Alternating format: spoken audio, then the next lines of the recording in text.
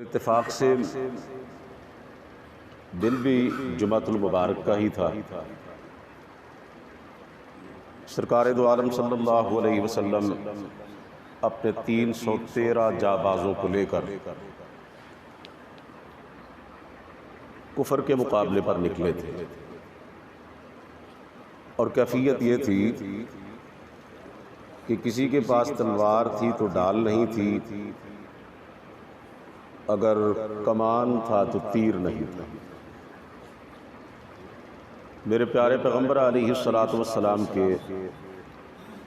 نہتے ساتھی اللہ کے بھروسے پر میدان کارزار میں پہنچ گئے، اور ایک رات پہلے رسول مقبول صلی اللہ علیہ وسلم رو رو کر گڑ گڑا کر اللہ کی بارگاہ میں دعا کرتے رہے، اللہم ان تہلک ہذہ العصابہ لن تعبد ابدا، یا اللہ میری ساری زندگی کی کمائی، میری جمع پونجی، یہ 313 یہ تیرے بندے یہ میدان جہاد میں کھڑے ہیں، اور اگر آج یہ ہلاک ہو گئے تو پھر روئے زمین پر تیرا نام لینے والا کوئی نہ ہوگا۔ اذ تستغیثون ربکم فاستجاب لکم انی ممدکم بألف من الملائکۃ مردفین۔ اللہ فرماتے ہیں کہ یاد کرو کہ جب تم فریاد کر رہے تھے، اپنے رب سے التجا کر رہے تھے، اللہ نے تمہاری دعا سن لی اور فرمایا کہ 1000 فرشتوں کے ذریعے تمہاری مدد کی جائے گی۔ سرکار دو عالم صلی اللہ علیہ وسلم اپنے صحابہ کرام کے ساتھ بدر کے مقام پر کافروں کے سامنے آئے، اور یہ تاریخ کا بڑا عجیب واقعہ ہے کہ لٹے پٹے بظاہر کمزور اور سامان حرب و ضرب سے آری 313 لوگوں نے اپنے سے 3 گنا بڑے لشکر کو، جو کہ کیل کانٹے سے لیس تھا، مکمل طور پر مسلح تھا، اسے شکست فاش سے دوچار کیا۔ یہ تاریخ کا بڑا محیر العقول واقعہ۔ 70 کافر جہنم رسید ہو گئے، 70 کو ہی مسلمانوں نے قیدی بنا لیا، اور 14 صحابہ کرام نے جام شہادت نوش کیا۔ اسی جنگ کے اندر کافروں کے بڑے بڑے سرداروں سمیت رسول کریم صلی اللہ علیہ وسلم کا سب سے بڑا دشمن، جسے آپ صلی اللہ علیہ وسلم نے اپنی امت کا فرعون قرار دیا تھا، یعنی ابو جہل، وہ بھی اپنے انجام کو پہنچ گیا، اور 14-15 سال کے 2 نوجوان اسے اپنی تلواروں سے جہنم رسید کرتے ہیں۔ عزیزان محترم، اس سے یہ پتہ چلتا ہے کہ مسلمان کبھی اسلحے اور ساز و سامان کی بنیاد پر میدان عمل میں نہیں آتا، بلکہ وہ ہمیشہ اللہ رب العزت پر بھروسہ اور توکل کی دولت لے کر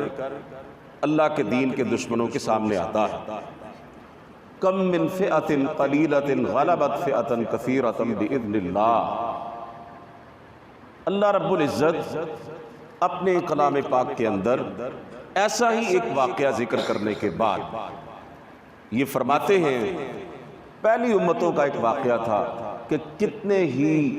چھوٹے لشکر ایسے ہوتے ہیں کہ جو اللہ کے حکم سے بڑے لشکروں پر غالب آ جاتے ہیں۔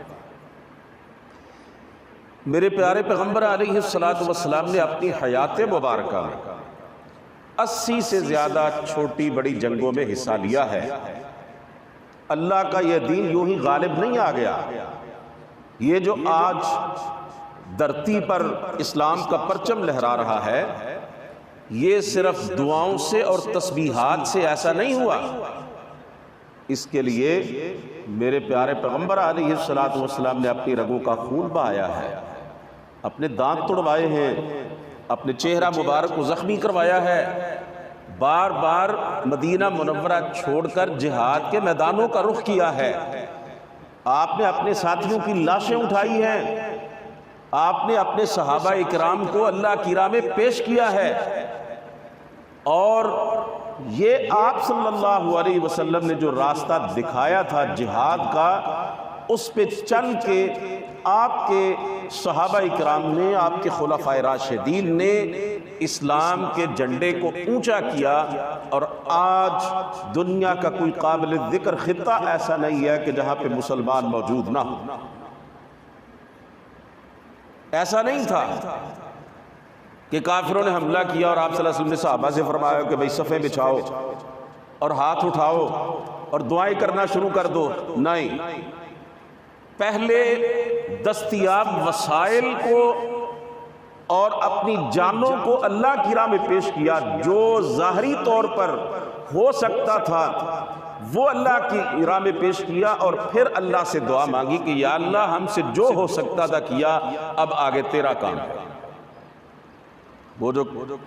شاعر مشرق نے اشارہ کیا نا، فضائے بدر پیدا کر، فرشتے تیری نصرت کو اتر سکتے ہیں گردوں سے قطار اندر قطار اب بھی۔ میں اختصار کے ساتھ یہ عرض کرنا چاہتا ہوں کہ جہاد کے اندر اللہ تعالیٰ نے مسلمانوں کے لیے عزت رکھی ہے، دنیا اور آخرت میں کامیابی رکھی ہے، اور جب تک مسلمانوں نے اس جہاد کے راستے کو اختیار کیے رکھا، دنیا میں اللہ نے ان کو عزت اور عظمت سے سرفراز کیا، انہیں اقتدار دیا، غلبہ دیا، حکومت دی، اور کفر ان کے سامنے آنے کی جرأت نہ کر سکا۔ رسول کریم صلی اللہ علیہ وسلم نے فرمایا تھا اذا تبایعتم بالعینہ واخذتم اذناب البقر ورضیتم بالزرع وترکتم الجہاد سلط اللہ علیکم ذلا لا ينزعه حتى ترجعوا الى دینکم۔ فرمایا میری امت کے لوگوں، جب تم بیعینہ کرنے لگو گے، آسان الفاظ میں سودی معاملات کرنے لگو گے، بیلوں کی دمیں پکڑ لو گے، یعنی لوگوں کو کوڑوں سے مارنے لگو گے، ظلم کرنے لگو گے، یا کھیتی باڑی کو ہی سب کچھ سمجھ لو گے، اور کاشتکاری پر راضی ہو جاؤ گے، یعنی دنیا کو ہی تم اپنا مطمع نظر بنا لو گے، دنیا پرستی میں مبتلا ہو جاؤ گے، اور جہاد کا راستہ چھوڑ دو گے، اللہ تم پہ ذلت مسلط کر دے گا، اور یہ کیفیت اس وقت تک اللہ تعالیٰ تم سے دور نہیں کرے گا جب تک تم اس کے دین کی طرف واپس نہیں آ جاتے۔ آج 57 کے قریب اسلامی ممالک ہیں، 68 لاکھ اسلامی ملکوں کی فوجوں کی تعداد ہے، 68 لاکھ، سامان حرب و ضرب ہے، اسلحہ ہے، گولہ و بارود ہے، ایٹم بم ہے، مسلمانوں کے پاس لیکوڈ گولڈ ہے، پیٹرول، پوری دنیا میں جتنا تیل نکلتا ہے اس کا چوتھا حصہ صرف سعودی عرب سے نکلتا ہے، باقی اسلامی ممالک سے نکلنے والا تیل الگ ہے، سرمایہ ہے، افرادی قوت ہے، سب کچھ موجود ہے، لیکن آپ دیکھ رہے ہیں کہ جہاں جہاں مسلمان رہتے ہیں وہاں وہاں ذلت و رسوائی ہے۔ آج خون مسلمان کا بہتا ہے، عزت مسلمان کی لٹتی ہے، وسائل مسلمانوں کے ہڑپ کیے جاتے ہیں، حملے مسلمانوں کے ملکوں پر ہوتے ہیں، کشمیر میں، افغانستان میں، برما میں، فلسطین میں، عراق میں، شام میں، اور کئی مقامات پر مسلمانوں کا خون پانی کی طرح بہہ رہا ہے، کئی سال سے بہہ رہا ہے۔ اتنا چڑیوں کا شکار آسان نہیں جتنا مسلمانوں کا شکار آسان ہے، پانی اتنا سستا نہیں جتنا مسلمانوں کا خون سستا ہے، اور جہاں بھی مسلمانوں پہ ظلم ہو رہا ہے، کسی ایک جگہ پر بھی 68 لاکھ مسلمان ملکوں کی فوجوں میں سے ایک فوجی بھی امت کے دفاع کے لیے اور اسلام کی حفاظت کے لیے لڑتا نظر نہیں آ رہا، کوئی ایک فوجی بھی۔ جہاں جہاں کوئی جہاد کے میدان سجے ہوئے ہیں وہ عام مسلمانوں کی وجہ سے وہ صورتحال نظر آ رہی ہے۔ سرکار دو عالم صلی اللہ علیہ وسلم کا ایک فرمان سنا کے میں اپنی بات کو ختم کروں گا۔ آپ صلی اللہ علیہ وسلم نے صحابہ کرام سے فرمایا، تم پہ ایک وقت ایسا آئے گا کہ دنیا کی دوسری قومیں تم پہ اس طرح ٹوٹ پڑیں گی جس طرح بھوکے دسترخوان پہ ٹوٹ پڑتے ہیں۔ تو صحابہ حیران رہ گئے، اور فوراً پوچھا کہ اللہ کے رسول کیا اس وقت ہماری تعداد اتنی ہی تھوڑی ہوگی کہ دنیا کے لوگ ہم پہ جو ہے وہ اس طرح حملے کریں گے کہ ہمیں کچا چبا جائیں گے؟ آپ نے فرمایا نہیں، بل انتم کثیر، تمہاری تعداد تو اس وقت بہت زیادہ ہوگی، بے پناہ ہوگی، لیکن ساتھ ہی بتلایا تمہاری حیثیت سمندر کی سطح پر ابھرنے والی جاگ کی سی ہوگی، جو مقدار میں تو بہت زیادہ ہوتی ہے لیکن اس کی حیثیت کوئی نہیں ہوتی۔ جاگ پانی کی سطح پر ابھرتی ہے، تھوڑی دیر کے بعد ختم ہو جاتی ہے، اور جو پانی کی لہریں ہوتی ہیں وہ تو جناب پہاڑوں کو بھی ساتھ بہا کے لے جاتی ہیں۔ قوت تو اصل پانی کے اندر ہوتی ہے، جاگ تو بالکل بے حیثیت ہوتی ہے، بے وقت ہوتی ہے۔ فرمایا تمہاری حیثیت اس طرح ہوگی۔ اگلا سوال کیا اللہ کے رسول ایسا کیوں ہوگا؟ آپ نے فرمایا تمہیں وہن لاحق ہو جائے گا۔ تیسرا سوال کیا مل وہن یا رسول اللہ، اے اللہ کے رسول یہ وہن کیا چیز ہے؟ فرمایا حب الدنیا و کراہیت الموت۔ وہن کا مطلب ہے دنیا سے محبت اور موت سے نفرت، یعنی فرمایا جب تم دنیا سے دل لگا لو گے، اللہ کی راہ میں لڑنے سے اپنی جان چھڑواؤ گے، تم دنیا پرستی میں مبتلا ہو جاؤ گے اور تمہارے اندر بزدلی، پست ہمتی اور کمزوری آ جائے گی، اللہ کی راہ میں تم موت سے ڈرنے لگو گے، تو پھر تمہاری تعداد بہت زیادہ ہوگی لیکن تمہاری حیثیت کوئی نہیں ہوگی، اور دنیا کی دوسری قومیں تم پر اس طرح حملے کریں گی جیسے بھوکے کھانے پہ ٹوٹ پڑتے۔ آج یہی صورتحال نظر نہیں آ رہی؟ جگہ جگہ پہ مسلمانوں پر غیر اقوام اللہ کے دشمن جو ہیں وہ حملے کر رہے ہیں، ٹوٹے پڑے ہیں ان پر۔ یہ رمضان المبارک کا مقدس مہینہ جہاں امت مسلمہ کو دیگر بہت سے اسباق دیتا ہے، ان میں سے ایک جہاد کا بھولا ہوا سبق ہے۔ اتفاقاً میرے ذہن میں یہ بات آئی، 17 رمضان المبارک جمعہ کا مقدس دن، یہ میرے نبی نے پہلا معرکہ لڑا تھا، اور اللہ تعالیٰ وَلَقَدْ نَصَرَكُمُ اللَّهُ بِبَدْرٍ وَأَنْتُمْ أَذِلَّةٌ، اللہ کا اعلان ہوا تھا عرش سے ہم نے بدر کے میدان میں تمہاری مدد کی حالانکہ تم بہت کمزور تھے۔ اللہ ہی مدد کرتے ہیں بھائیوں تو معاملات سنورتے ہیں، اور اللہ کب مدد کرتے ہیں؟ جب مسلمان اللہ کی تائید و نصرت کے بھروسے پر میدان اول میں آتا ہے اور اللہ کے دین کے لیے اپنی قربانیاں پیش کرتا ہے۔ کاش آج مسلمان ملکوں کے حکمران جو لاکھوں افواج کے کمانڈر ہیں وہ ذرا اس طرف توجہ کر لیں،